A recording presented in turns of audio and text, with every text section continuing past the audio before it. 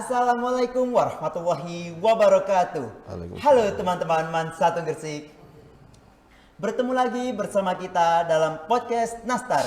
Ngobrol asik tentang Ramadan. Nastar, makin sadar, makin bersinar.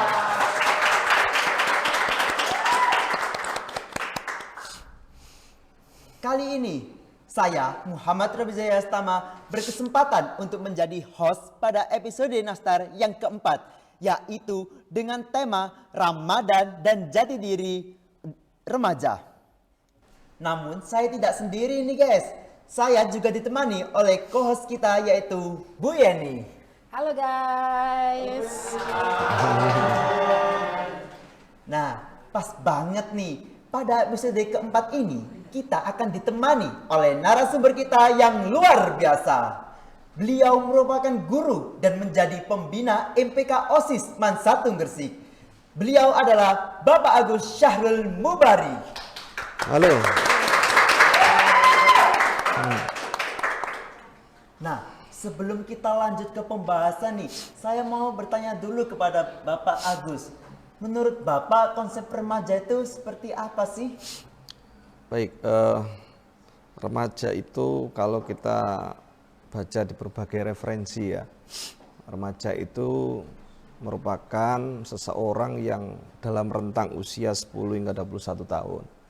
Kalau dari WHO itu 10 sampai 19, kalau Permenkes RI tahun 2014 itu 10 sampai dengan 18.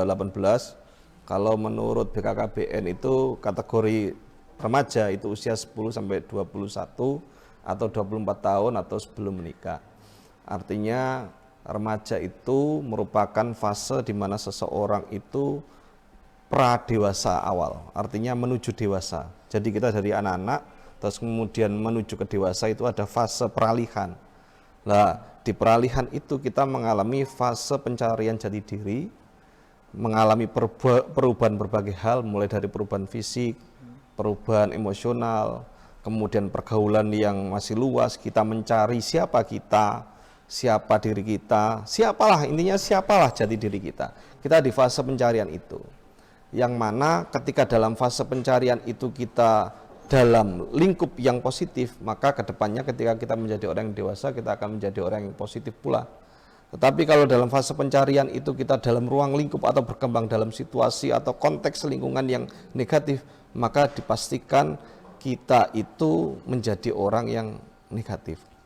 Saya teringat setiap saya dulu kan ketua Karang Taruna 11 tahun di desa saya. Terus pernah jadi ketua GP Ansor juga. Itu selalu ketika ada acara rapat di masjid itu, tokoh masyarakat di tempat itu selalu mengatakan Subhanul Yaum Rijalul Ghad. Itu kata pepatah Arab. Artinya remaja hari ini adalah pemimpin di hari esok atau pemimpin masa depan. Kalau remajanya hari ini itu perilakunya negatif, remaja hari ini itu apa yang dilakukan itu tidak mengarah pada masa depan yang positif, maka itulah cerminan masa depan kita besok. Pemimpin masa depan yaitu hari ini kita remaja, seperti inilah. Maka dari itu, kalau di usia remaja kita tidak memanfaatkan kesempatan waktu yang sedemikian rupa dengan hal-hal yang positif, maka sangat-sangat sia-sia sekali. Maka dari itu dengan waktu rentang yang cukup lumayan panjang dari usia 10 hingga 21 tahun, maka remaja itu harus selalu diisi dengan kegiatan-kegiatan yang positif yang mana bisa mengembangkan diri kita dari hal yang negatif menuju di hal yang positif menjadi yang lebih baik, dan tentunya diharapkan remaja itu bisa bertumbuh kembang dengan sebaik-baiknya sehingga menjadi pemimpin bangsa Indonesia yang baik, yang amanah, yang dapat mengantarkan kemajuan bangsa ini. Begitu Mas Zai. Oke. Tadi kan Pak Agus sudah memberikan gambaran definisi terkait remaja itu seperti apa dari berbagai macam perspektif. Nah, kalau dari perspektif guru sendiri, kan Bapak Agus sudah ngajar udah berapa lama Pak Agus? 11 tahun. Sudah Pertama 11 kali ngajar 2015, ya 11 tahun. Sudah 11 tahun.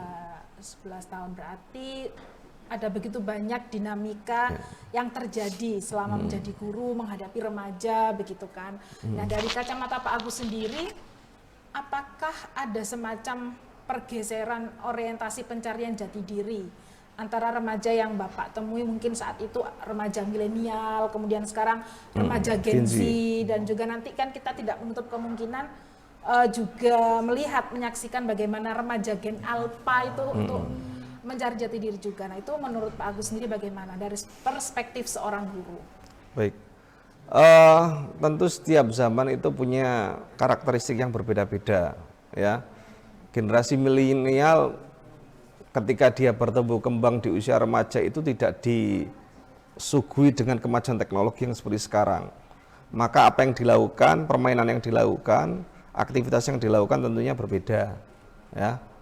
Kalau dulu itu tidak disuguhi dengan gawai, ya, sehingga tidak ada permainan Mobile Legends, tidak ada permainan PUBG, tidak ada permainan Free Fire, sehingga ketika dulu main itu ya main di lapangan, main petak umpet, dan itu akhirnya menumbuhkan sikap sosial yang berbeda dengan anak yang disuguhi dengan teknologi yang seperti sekarang, ya. Apalagi kalau Bu Yeni atau Mas Zai melihat game yang masa lalu, game di era-era generasi milenial. Game di era generasi milenial itu kan ketika dia main game selalu disuguhi game yang dia start main, kemudian kalau dia mati maka dia harus mengulang dari awal. Tapi sekarang berbeda lagi, ya berbeda lagi. Contohnya main PUBG, Anda meninggal kena bom, ya. Terus kemudian Anda di-reveal temannya hidup lagi. Maka survival skill-nya itu berbeda. Betul. Antara Gen Z, generasi milenial itu sangat berbeda. Begitu juga dengan karakteristik anak-anak pada saat dulu saya awal ngajar, dengan karakteristik anak-anak yang di era sekarang, di era tahun 2026 yang disebut dengan zamannya era generasi Z atau Gen Z, tentu karakteristiknya sangat berbeda. Satu karakteristik yang terbentuk, karakteristik anak-anak generasi milenial itu satu, ngeyel, fight lah, benar-benar fight, karena dia dibentuk dari lingkungan yang seperti itu, menurut dia untuk fight. Berbeda dengan generasi Z. Tidak, saya bukan berarti mengesampingkan generasi Z ya. Saya selalu mengatakan generasi Z itu generasi yang tumbuh dengan imajinasi dan kreativitas yang melebihi generasi-generasi sebelumnya. Betul. Ya. Sangat jauh sekali. Kalau Anda mau diadu dengan antara Gen Z sama generasi milenial, kreativitas lebih kreativitas generasi Z. Ya, karena disuguhi dengan teknologi, dengan dunia digital. Kalau dulu itu ibaratnya kalau dulu anak generasi milenial itu pacaran harus WA, tidak ada WA, tapi SMS itu 350. Sekarang memanfaatkan WiFi itu bisa sampai berjam-jam, apa itu namanya berkomunikasi. Itu salah satu bentuk kemudahan teknologi yang juga itu membangun karakter dari generasi Z sendiri, gitu perbedaannya. Jadi kalau generasi milenial itu menurut saya lebih surviving skill-nya berbeda dengan generasi Z. Dan generasi Z itu bagaimana juga saya baca di beberapa jurnal, itu generasi Z itu ibarat seperti generasi stroberi, ya mohon maaf, generasi stroberi. Generasi stroberi itu generasi yang dari luar itu cantik, dari bagus, tetapi ketika dimakan itu rasanya asam. Ya, itu kan maka disebut generasi milenial. Artinya dari luar itu tampak kreatif, tampak strong, tampak wah luar biasa, tetapi ketika ada masalah kemudian dia itu mudah down. Makanya sekarang itu di generasi Z itu kan lebih digaungkan dengan mental health. Kalau di generasi milenial tidak mengenal mental health itu. Ya, tidak mengenal istilah mental health. Mental health itu kita kenal itu muncul ramai itu di era sekarang, di era generasi Gen Z itu. Gitu. Iya, jadi perlu kita garis bawahi ya bahwa dalam setiap perkembangan zaman pencarian jati diri oleh seorang remaja itu juga ikut berubah mengikuti dari jiwa zaman itu sendiri.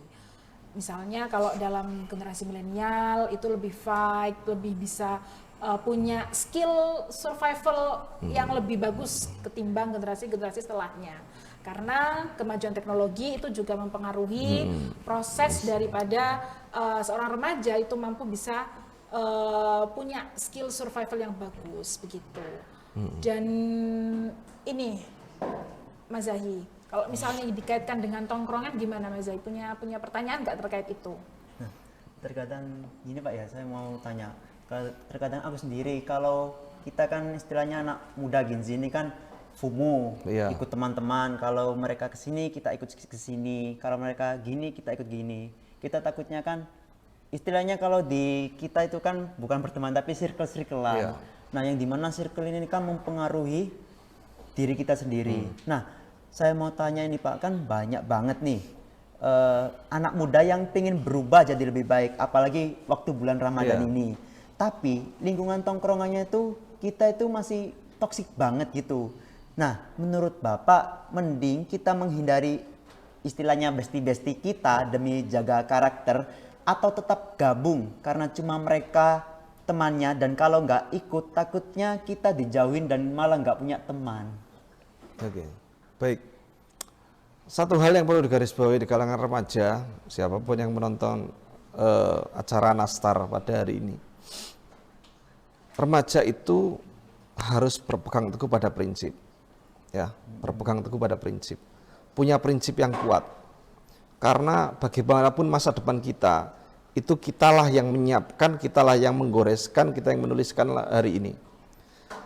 Kalau kita sebagai remaja hanya FOMO, ya, FOMO dalam artian yang positif tidak masalah, tapi kalau FOMO yang tidak ada manfaatnya itu malah merugikan diri kita. Maka satu, prinsip itu harus kita pegang teguh, dan kita punya keyakinan bahwa apa yang kita perjuangkan itu benar-benar sesuatu yang nanti akan menunjang masa depan kita. Itu yang harus pertama dipegang teguh. Karena andai kata kok seperti tadi, kita hidup dalam lingkungan yang toksik, dan harus kita catat, dimanapun lingkungan itu pasti ada lingkungan yang toksik. Sebaik apapun lingkungan itu pasti ada sesuatu yang toksik. Maka dari itu saya juga beberapa kali bilang pada waktu saya jadi wakil kelas dulu, ketemu dengan anak yang, wah pergaulan ini Pak, gak enak Pak, ini sering ngerasani saya Pak. Dimanapun kamu hidup, kamu akan ketemu dengan lingkungan yang seperti itu, tidak bisa kamu hindari. Kamu pindah dari satu tempat, kamu akan ketemu dengan tempat yang baru, dan itu belum tentu baik, itu tentu saja lebih toksik daripada lingkungan sebelum kamu. Lari dari masalah itu bukan akhir dari masalah. Yang lebih baik itu adalah menghadapi masalah itu sampai tuntas. Ya, maka ketika kamu dalam lingkungan yang toksik, maka satu, prinsip kamu harus kuat. Jangan ikut-ikutan, sebagai remaja jangan ikut-ikutan. Andai kata kamu sudah niat puasa hari ini, terus kemudian toksik, lingkungan kamu yang toksik itu mengajak kamu mokel, ya, dibujuk, nggak apa-apa, nggak kelihatan orang tua, kamu nggak akan dimarahi. Nah itu kembali pada diri kita, kamu harus prinsipnya kuat. Kalau ke prinsip kamu dasarnya kamu nggak kuat, kamu ikut-ikutan, ya kamu ikut jadi mokel lah. Ya, terus kamu nanti ketika pulang ditanya orang tua kamu tadi puasa nggak?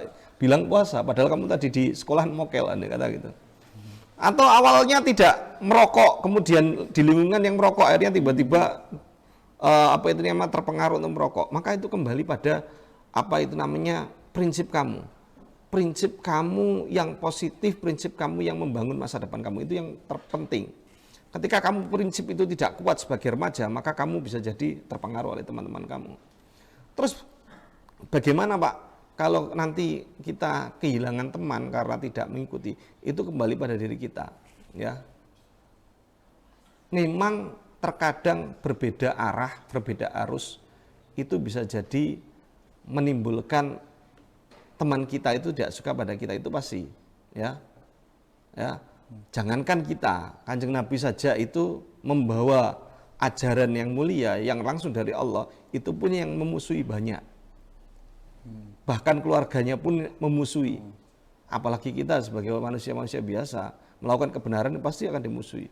Yang terpenting ketika apa yang kita lakukan itu positif, ketika apa yang kita lakukan itu menunjang masa depan kita, maka kamu tidak perlu takut melakukan kebenaran itu. Tapi dalam tanda kutip, seburuk apapun teman kamu, kamu jangan pernah merendahkan teman kamu, ya. Jangan pernah mengejek teman kamu, ya. Teman tetaplah teman. Bagaimanapun teman tetap adalah teman, ya.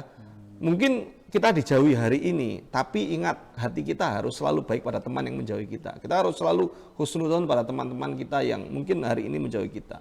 Selalu seperti itu, punya prinsip, kemudian selalu husnudzon pada lingkungan kita, dan ketika kamu melakukan hal yang baik, apa yang kamu tanam besok pasti tumbuhnya akan menjadi baik, ya.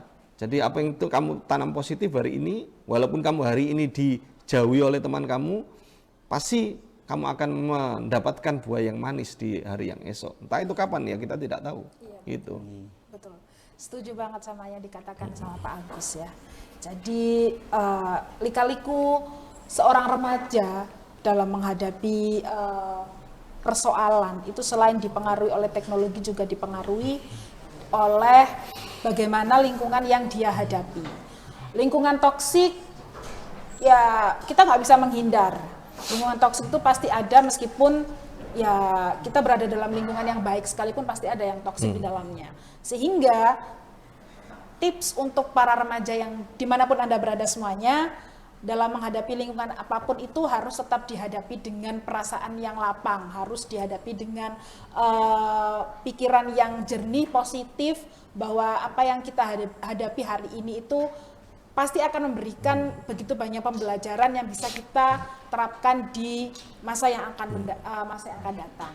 Tapi kemudian Pak, kadang-kadang itu kan kalau kita berhadapan dengan generasi boomer ya, boomer itu ya, bapak kita, bapak kita. Nah, itu kadang-kadang suka mengutip sebuah, saya nggak tahu ini apakah pepatah atau ini merupakan makalah dari ulama, tapi intinya gini. Kalau kita berteman atau istilahnya berdekatan dengan orang yang berjualan parfum gitu kan, kita pasti akan ikutan wangi. Tapi kalau kita misalnya berdekatan atau istilahnya bergaul dengan orang-orang yang berjual ikan misalnya, maka ya kita akan terkena bau amisnya gitu. Betul banget. Itu kan kayak memberikan semacam stigma bahwa udah kita jadi seorang manusia, apalagi kalau kita dalam masa pencarian diri itu harus benar-benar tegas, tidak abu-abu. Kalau ada pertemanan yang istilahnya buruk, toksik, udah kita harus hindari, harus menjaga diri. Karena meskipun kita tidak ikut perbuatan yang dilakukan oleh circle tersebut, tetapi kalau kita dalam circle itu, maka stigma negatif itu pasti akan mengenai kita juga. Nah, menurut Pak Agus sendiri bagaimana? Kalau itu kembali pada diri kita masing-masing, seberapa kuat kita terhadap lingkungan kita, ya. Saya dulu pernah punya teman ya kakak kelas lah. Kebetulan dia anaknya kiai, gitu ya, anaknya kiai.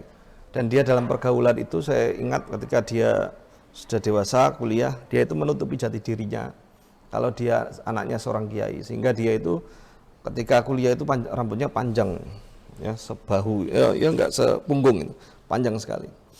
Dan dia itu benar-benar untuk menutupi bahwa dia anak kiai, akhirnya dia itu bergaul dengan anak jalanan, ya pokoknya pemabuk dan lain sebagainya. Dari situ dia itu menggiring orang-orang yang dalam tanda kutip itu dipandang masyarakat negatif, itu menjadi tersadar dengan jalan pelan-pelan.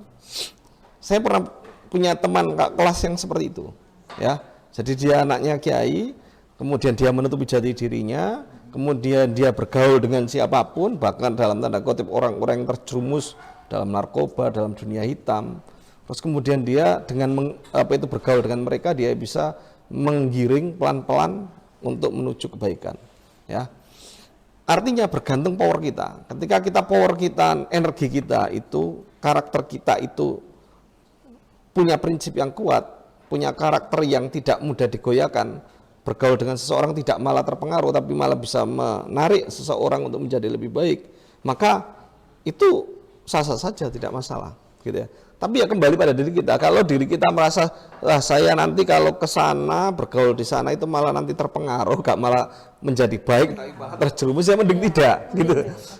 Siapa yang tahu? Ya diri kita yang tahu, gitu loh.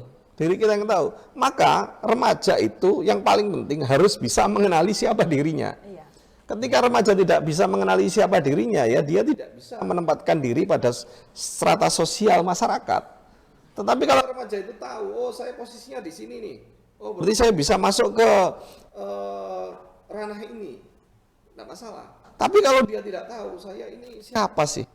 Saya ini orang yang benar-benar prinsipnya kuat atau tidak? Kalau tidak bisa mengukur kemampuan, kapasitas dan prinsip dia, maka dia tidak bisa apa itu namanya menggiring seperti itu tadi. Bahkan apa itu namanya yang kata orang tua tadi, kalau bergaulah dengan orang yang penjual minyak wangi, kita akan keharuman minyak wangi, ya itu bisa dipakai. Tapi kalau kita prinsip kuat, ya maka dari itu kita bisa mengubah arus. Awalnya kita masuk ke arus negatif, kita giring menjadi ke arus yang positif. Maka remaja harus bisa mengenali dirinya. Jangan, ya FOMO bisa jadi positif kalau FOMO itu positif, tapi FOMO itu bisa jadi sesuatu FOMO yang negatif kalau kita tidak tahu arah tujuan dari FOMO itu. Kan kebanyakan kan gitu. Oh, ayo kita ada mall baru nih, ayo kita ke sana gitu.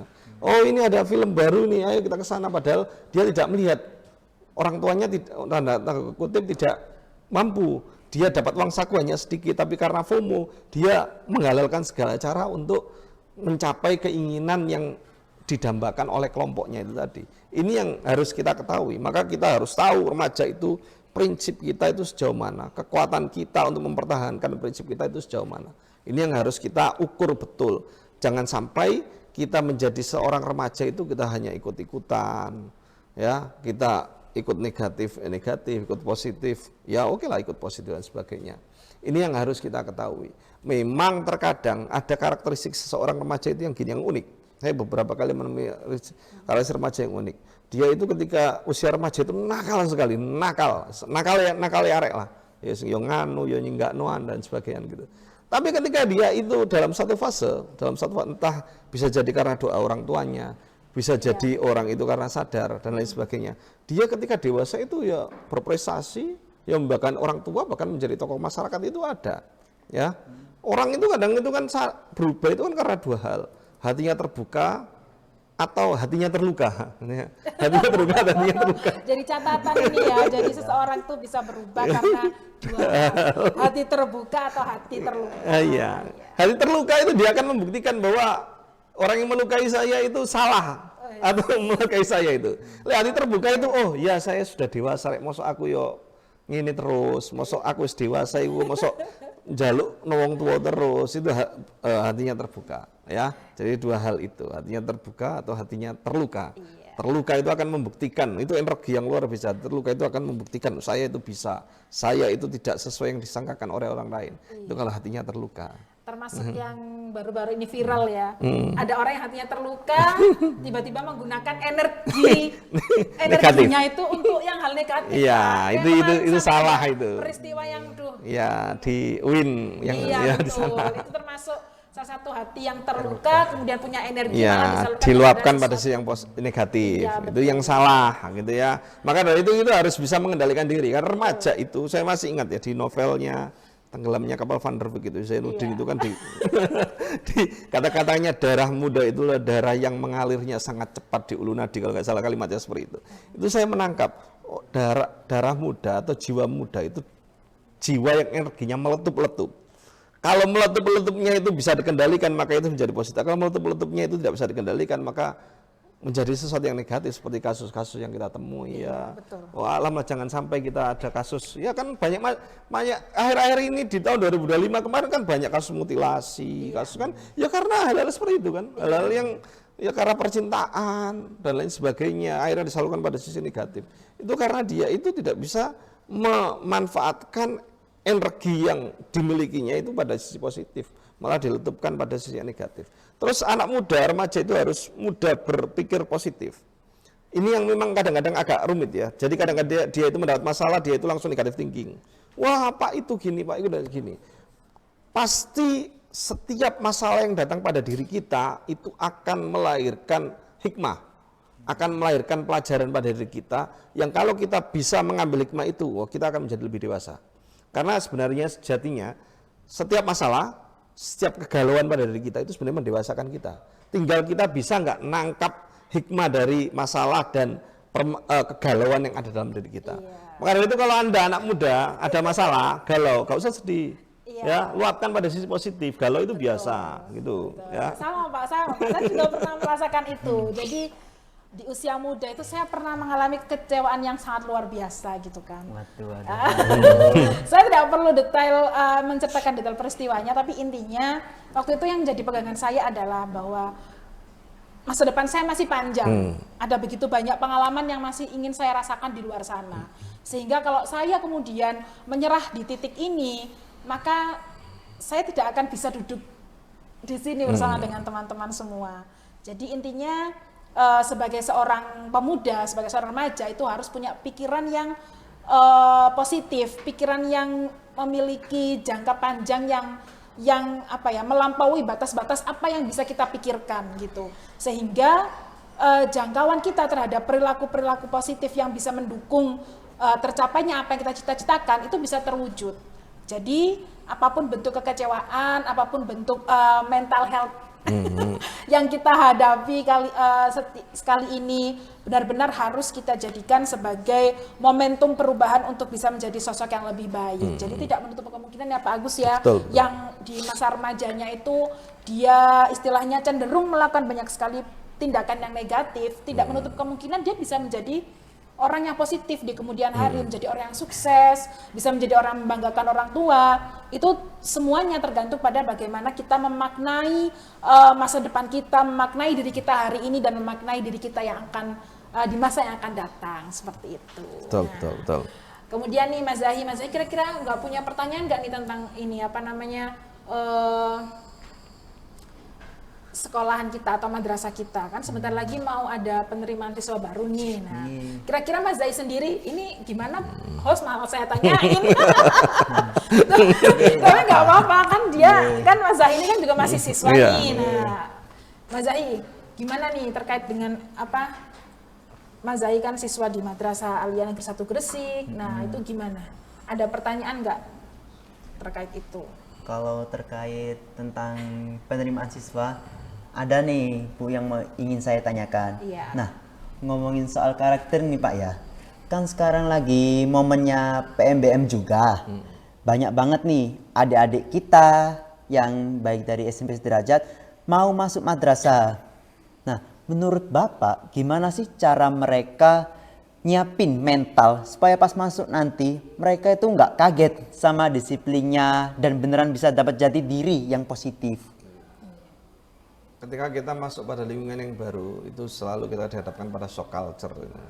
Jadi awalnya kita dalam situasi yang santai, kemudian kita masuk pada lingkungan yang baru, yang siswanya banyak sekali, ya, maka otomatis kita dihadapkan pada situasi yang berbeda, dan itu pasti selalu shock culture lah, kaget loh. Saya dulu di SMP atau MTS itu seperti ini, kemudian di MAN kok seperti ini, itu sesuatu hal yang biasa.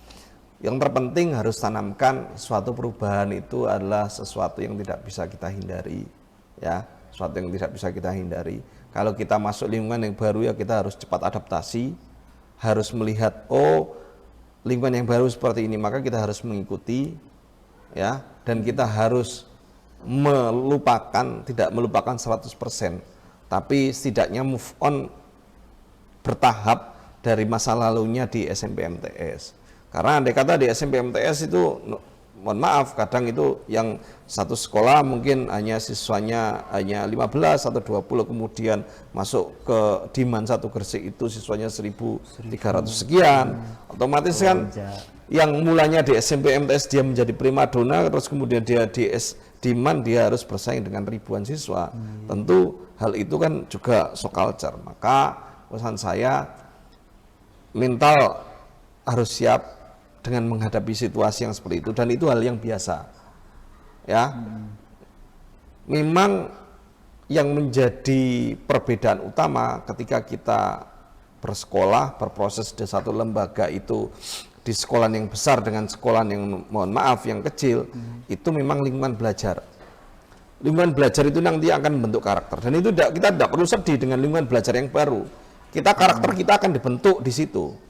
Ya, kalau lingkungan belajar kita, pesaing kita di dalam satu kelas itu ya mungkin biasa-biasa saja, ya kualitas kita juga kan biasa-biasa saja.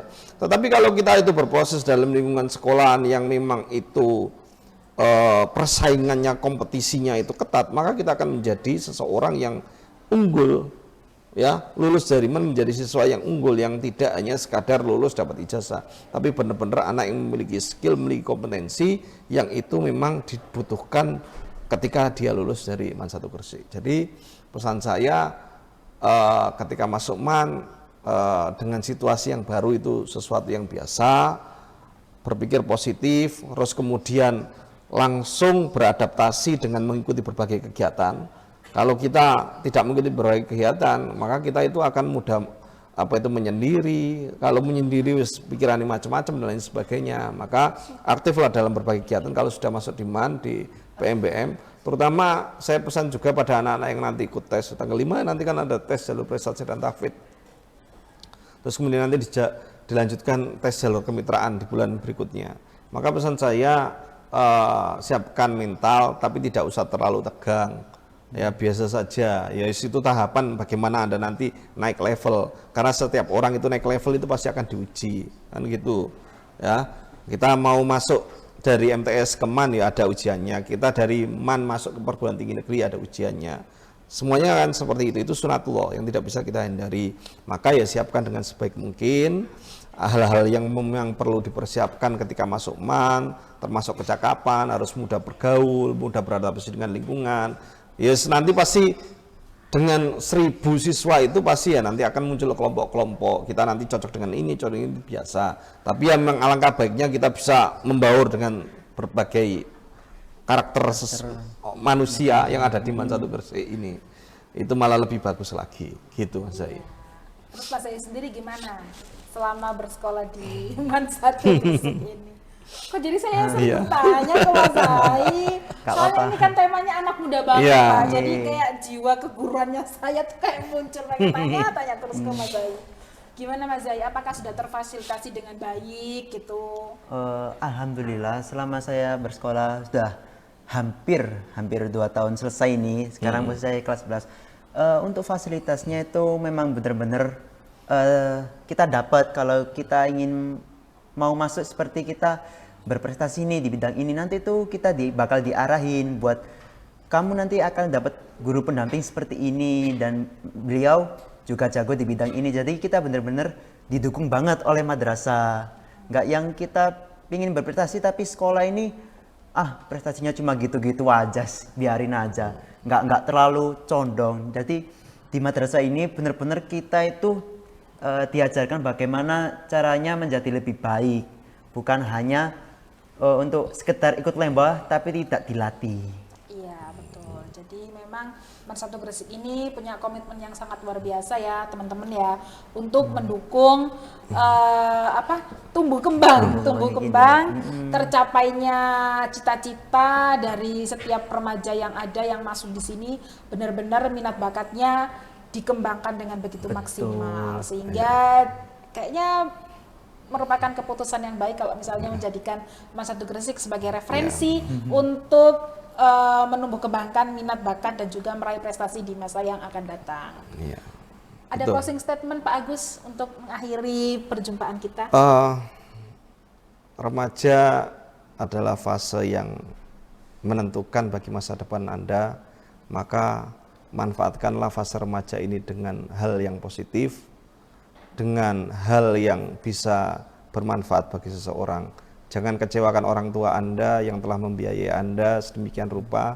Bayangan orang tua Anda ketika Anda bersekolah di MAN 1 Gresik atau di sekolah yang lainnya, itu bayangannya adalah Anda sekolah yang sungguh-sungguh, besok bisa membuat kebahagiaan bagi keduanya. Maka dari itu, manfaatkanlah usia remaja Anda dengan semaksimal mungkin. Karena usia remaja tidak akan pernah kembali lagi. Kalau Anda di usia remaja ini tidak manfaatkan dengan sebaik mungkin, maka di masa yang akan datang Anda akan memunculkan rasa penyesalan. Maka di usia remaja ini manfaatkanlah dengan sebaik mungkin, dengan mengeksplorasi bakat Anda sebaik mungkin menjadi orang yang hebat. Karena bagaimanapun bangsa Indonesia ditentukan oleh Anda semuanya. Bukan dari kami sudah berproses. Tapi ya adik-adik, ya siswa-siswi kelas 10, 11, 12, inilah yang besok akan menjadi pemimpin di masa yang akan datang. Begitu. Oke, luar biasa. Tepuk tangan dong untuk Pak Agus.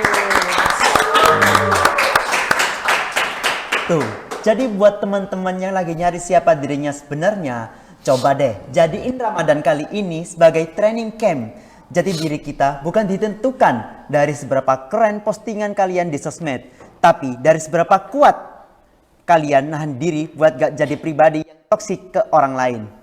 Bukan mulai Ramadan tahun depan, bukan juga minggu depan, tapi mulai besok. Yuk kita coba puasanya gak cuma buat perut tapi juga buat hati dan juga lisan. Biar pas lebaran nanti bukan cuma baju doang yang baru, tapi karakter kita juga makin glow up secara internal. Baik, untuk podcast episode keempat ini telah berakhir. Saya Muhammad Robizaya Stama pamit undur diri. Mohon maaf jika ada salah kata maupun perbuatan baik disengaja maupun tidak disengaja. Jangan lupa buat terus jadi versi terbaik dari diri sendiri. Catch you later di episode berikutnya. Selamat menjalankan ibadah puasa. Semoga kuat hingga maghrib tiba. Stay positive and stay cool. Nastar, makin sadar, makin bersinar. Sekian dari kami tutup. Assalamualaikum warahmatullahi wabarakatuh. Waalaikumsalam warahmatullahi wabarakatuh.